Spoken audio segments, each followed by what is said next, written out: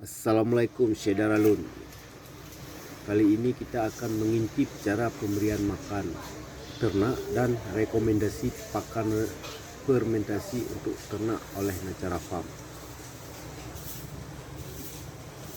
Bagi Anda peternak memang tidak perlu khawatir mengalami kesulitan budidaya ataupun mengalami kerugian ketika membudidayakan kambing.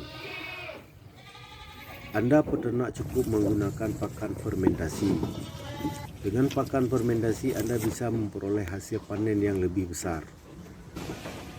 Bahkan menggunakan pakan fermentasi ternak lebih mudah dalam mendapat perawatan. Selain itu, kandang juga akan terhindar dari kuman dan bau kotoran ternak. Dengan menggunakan pakan fermentasi akan sangat mendukung untuk pertumbuhan ternak dengan baik. Memang di awal-awal kambing diberi makan rumput atau daun-daun segar.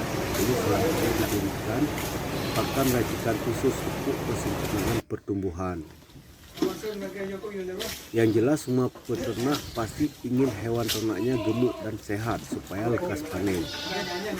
Hal tersebut seperti yang telah dilakoni oleh peternak Nacara Farm di Desa Baruyaman, Negara Pidi.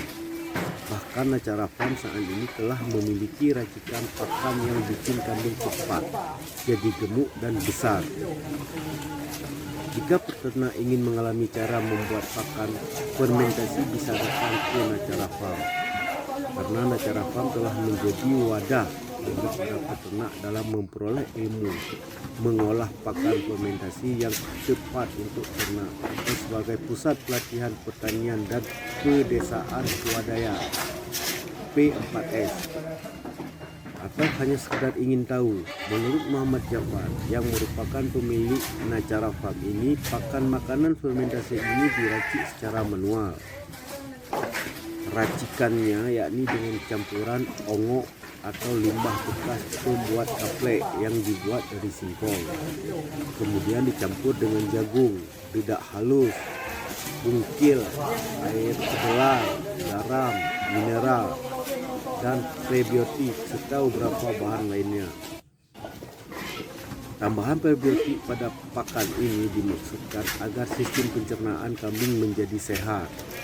Demikian. Terima kasih sudah menonton. Semoga bermanfaat dan jangan lupa ikuti terus postingan Mitra Ternak. Salam.